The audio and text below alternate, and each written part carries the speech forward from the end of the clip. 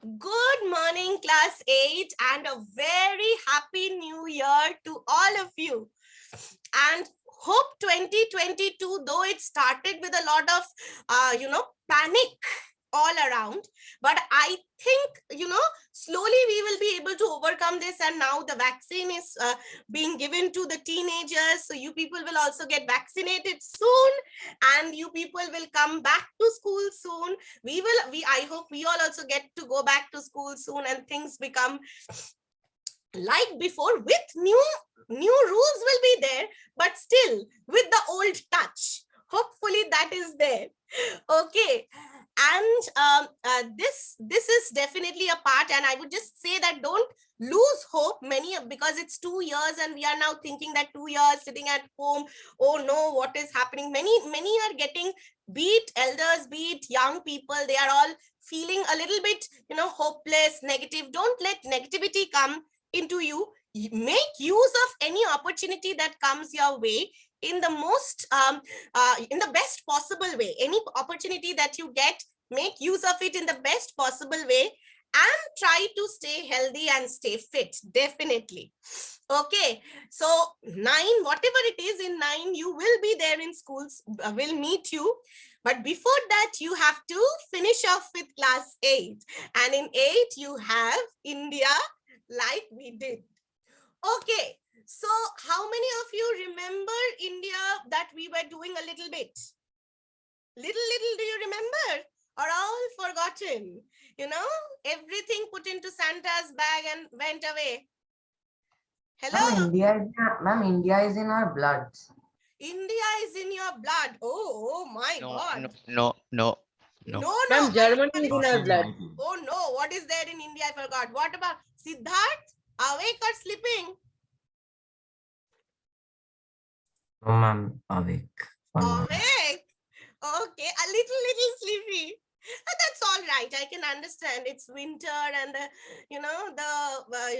cold and the pillows, and it is very tempting. I really do understand that. But nothing can be done about studies and the classes. So we will have to revise India a little bit and go ahead. Children, one thing, while I was checking, mostly I've checked this assessment of pressure belts and the India thing. Again, be very clear with reasonings. Okay, look at the answer key, how the reasonings are done. You have to be very complete with reasoning part. And I must tell you one more thing, that is, when you are studying India, for India's climate part, revise the portion of wind pressure belts and wind systems a little bit. And also in class 7's book, if you have the temperature, pressure, wind, that chapter, weather and climate chapter, to clear your base, if you have forgotten those parts, whenever you have a little bit of time, do it. Be very clear with India's physical division. We can give you map based questions also, something from the map, something that you are told to identify something. Because if you don't understand India's physical portions, then what will happen is it will not be very clear with you why is India's climate the way it is. So we started with India's climate, and we discussed the factors that affect India's climate. So one is latitude, one is altitude. I was telling you mountains, because in India, the mountains affect the rainfall the most. Distance from the sea and different types of winds. We have done these factors. These are there in your book as well.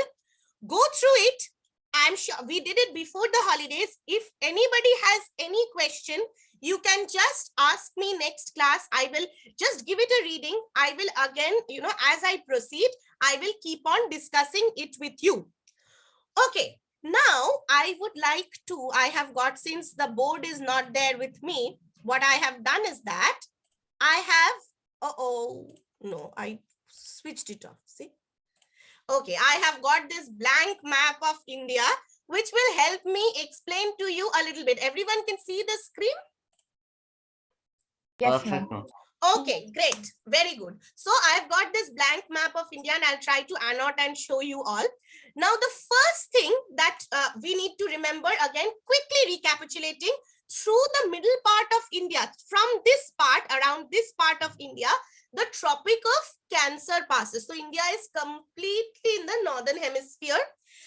And since the Tropic of Cancer is passing through this part, India during the summer season receives a lot of heat. The southern part of India, the entire southern part of India, children, is very hot. It lies in the torrid zone and it gets very hot. And there is one more thing about India that you must remember, that is India is surrounded by water bodies on all three sides, okay, which influences India's climate to a great extent. Now let us go one by one, season by season, and again I will go on recapitulating the factors also, the seasons also. I will start with the summer season. So summer is usually in which month? Summer season begins in which month? Ma'am, from April, April. around April. Yes, we can say from end March, the Indian subcontinent starts getting heated. Okay, Indian subcontinent starts getting heated from end March. Basically, through the Indian Ocean part, from the bottom of, from the bottom, even below Sri Lanka, you will find that the equator is there. So in March, when you have the spring equinox, sun is overhead on the equator, and then the sun means now the north pole of the Earth's axis starts bending towards the what? The sun. Towards the sun. Now the north pole is tilted towards the sun. Now what is happening is that, because of this, the sun will now move towards the Tropic of Cancer. So by the time it is May, April and May, India is having the summer season. Now during summer season, what happens is this entire middle part of India, which is away from the sea, okay, which is away from the sea, the entire middle part of India, which is located away from the influence of the sea, this has continental type of, plus this is a desert area, all these areas, it gets heated up a lot. Okay, these entire regions, they get heated up a lot. So you remember land gets heated very quickly? Yes? Yes, Yes, ma'am. ma'am. Land gets heated very quickly. Water bodies take time to get heated. Water bodies take a lot of time to get heated.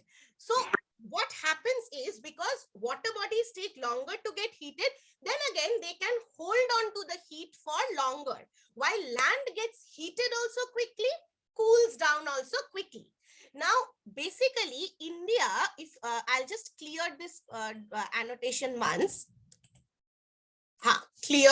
Okay, basically if through India's this part, you will find the Tropic of Cancer is passing. Okay, so through this part, when the Tropic of Cancer passes, now the sun is overhead over this part. Okay, in the summer season, the sun is overhead over the Tropic of Cancer. So India's middle part, which is a land mass, it gets a lot of heat. So central India, along with that, parts of, central India is very hot. Along with that, central parts of Asia also, it gets heated a lot.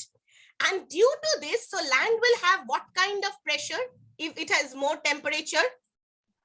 Ma'am, low pressure. It will have low pressure. Very good. There will be low pressure on the landmass. There is low pressure created on the landmass during the summer season. Okay, and this low pressure keeps on intensifying. The low pressure keeps on becoming more and more intense. It keeps on increasing as the summer months keep passing. Okay, some parts of India, especially the Thar Desert, this is the Thar Desert region. These, the Rajasthan, Gujarat, these areas of the Thar and all, they are so hot that temperature crosses even 40 degrees Celsius. It's hotter, means it's so hot that the temperature crosses 40 degrees Celsius. So central India has low pressure. And actually, this is 23, around 30 degree, you have the subtropical high. But during the summer season, all the pressure belts shift northwards. So the subtropical high pressure belt has crossed India and gone beyond. Okay, so that is why there is no high pressure on land. Rather, the Indian landmass now has a lot, intense low pressure is getting created during the summer season. On the other hand, the three water bodies that surrounds India, water takes time to get heated. So what kind of pressure will be there on the water bodies comparatively? High pressure. Comparatively, there will be high pressure on the water bodies. Okay, there will be high pressure on the water bodies. So this is about the summer season. Sometimes it gets so hot that, you have in parts, the low pressure in pockets. In some small pockets, the low pressure becomes very high. And then what happens? It attracts winds from the surrounding high pressure areas. Now, suppose this is what happens in West Bengal. Do you remember Amphan and all? Yes, ma'am. Yes, ma'am. Remember Amphan and all the things that happened. Yes. So what these are all, these cyclonic conditions and these winds are, have you heard about simple thing? Have you heard about, everybody has heard about this, the Kal Boishakhi Jhor. We say na during May and all. Yes, ma'am. Kal Boishakhi Jhor. We say And the local winds, local winds. Basically, since the parts like Bengal and all, Bengal, Bihar, UP, these areas, they get very hot during summer. And when they are very hot, and since Bay of Bengal is so close, from Bay of Bengal, wind starts, the pressure difference between land and water creates cyclones during the summer season. And cyclones or local winds, they enter these are local winds. Okay, these are not monsoon winds. These only affect a small area. So they come and affect a small area during summer months. These like Kal Boishakhi. Kal Boishakhi is if the wind, like West Bengal is near a water body. So the winds that are coming from the sea to land. Hence, they are having moisture. They cause rainfall, like Kal Boishakhi causes rainfall. But Rajasthan, Gujarat side, Rajasthan, Gujarat, Delhi, these areas, they are in the interior. They are dry areas. These areas also, when they become very hot, air from the surrounding areas, they move to these lands. But these areas, there is no water body. So these winds are dry local winds. These winds are called Lu. Have you heard the word Lu? Yes, ma'am. Yes, ma'am. Lu, Kal Boishakhi, these are all local winds. They are created locally, affecting small areas during summer season when the pressure difference becomes very high. And if there's an intense low pressure, then winds from surrounding areas go to that area. Now, if the wind is coming from water bodies, from any water body, like in West Bengal, the winds come from the Bay of Bengal side. So they carry moisture, and Kal Boishakhi, we have thunder and lightning and rainfall. Whereas in Delhi, in Rajasthan, in these states, since they are away from the sea, there is no moisture in the winds. There are dry winds blowing, which we name as Lu. And we say, na, Lu is not good. Lu can make... And we also say Andhi sometimes. They are also known by the name of mango showers because they help in ripening of mangoes in Kerala. Mango showers. Then these winds, some of these winds, this Kal Boishakhi and these winds, when they come, they hit Assam. They are good for growing of certain crops as well, ripening of mangoes. So when these rains happen in summer season, they are called mango showers. Mango showers, if I'm not wrong, it is in Kerala. Okay, Kerala, they call it mango showers. So if I ask you what are the characteristics of India during summer season, you can say from March onwards, number one, from March onwards, the subcontinent, Indian subcontinent starts getting heated. The southern part of India is in the torrid zone, and also the central part of, the sun moves towards the north. The sun is moving towards the north in the northern hemisphere, and the sun is now overhead during the summer season over the Tropic of Cancer. So India's central part, middle part, which is away from the sea, this part gets a lot of heat, and there is intense low pressure is increasing on the land mass. There is low pressure on land and high pressure is there on the surrounding water bodies. Okay, so pressure difference is getting created and it is increasing as the summer season is going on, passing with more and more heat. This pressure difference becomes stronger. This pressure difference keeps on increasing as the months pass from March to April, April to May. By May, the difference between land and water body in pressure is quite high. Locally, if there is a huge difference in pressure, it attracts local winds. If the local winds are coming from a dry region, we call them dry winds like Loo. If the local winds are coming from a water body, they are attracting due to local pressure difference, like Kal Boishakhi, they sometimes bring rainfall. Clear? Any question? Yes. From summer Done. season? Any question? This is like the revision of the last chapter, like local This winds is revision. exactly, that is why we did the last chapter so much. Now, India's landmass, this is low pressure and this difference has been created. Okay.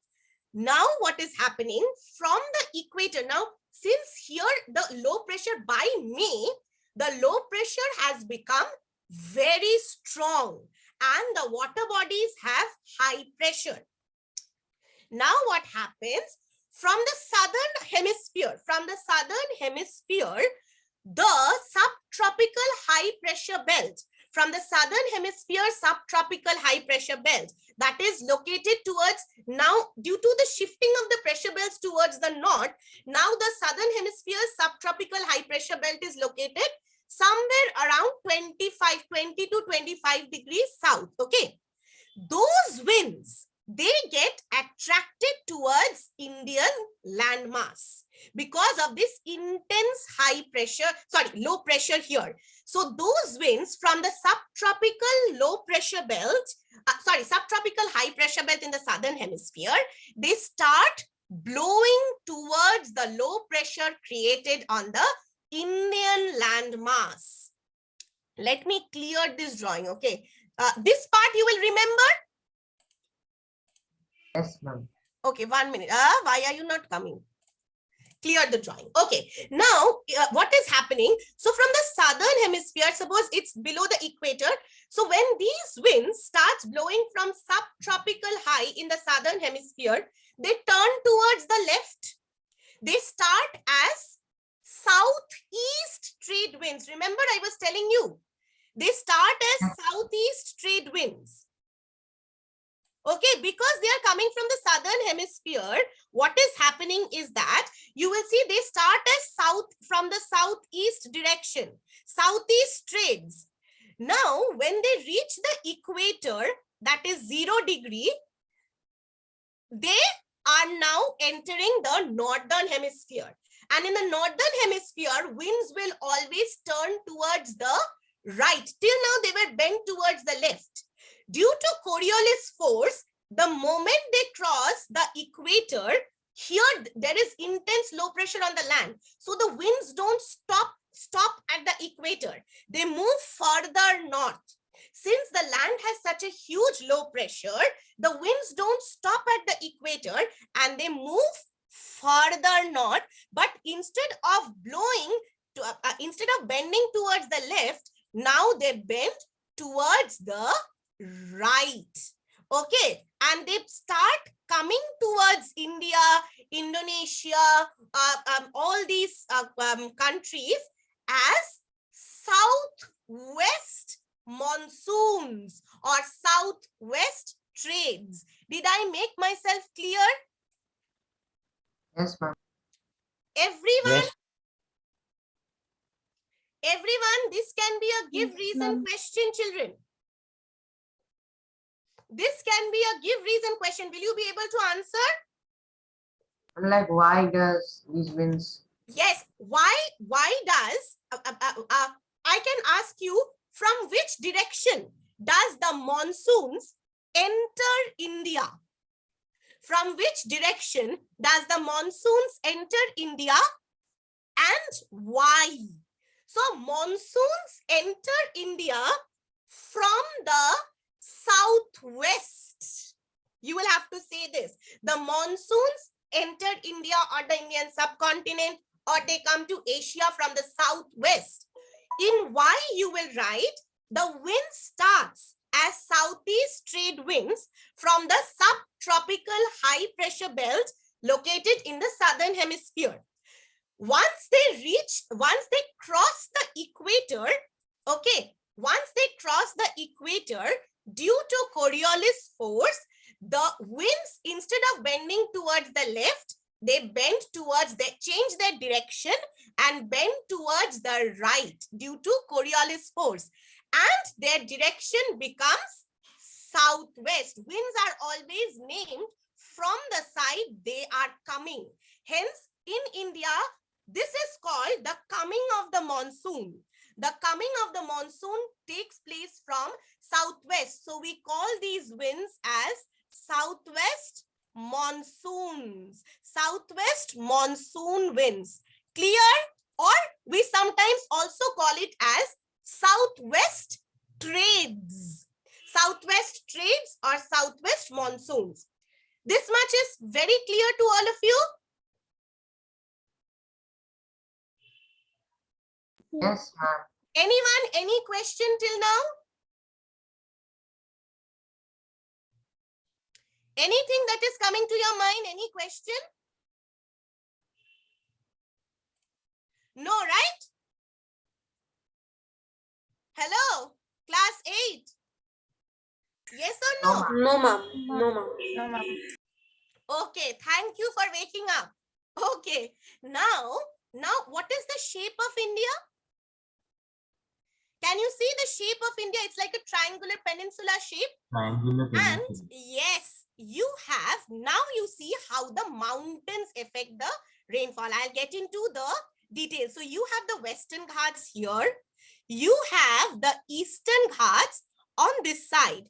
And here you have the Nilgiri and the Annamalai Hills. Okay, so this is the mountain ranges that are there in India. Now, due to the shape of the mountains and the shape of India, the monsoon winds that are coming to India, they get divided into two wind branches. One branch, due to the shape of India, they get divided into two branches.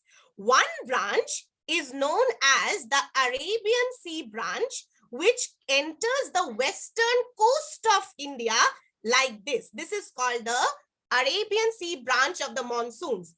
And another branch, they cut through like this and they blow straight. They blow straight into the Bay of Bengal. This is known as the Bay of Bengal branch of the monsoon. So the monsoon winds gets divided into two branches. Why? Due to the position of the mountains and the peninsular shape of India. Clear? So what are the two branches? Arabian and Bay of Bengal.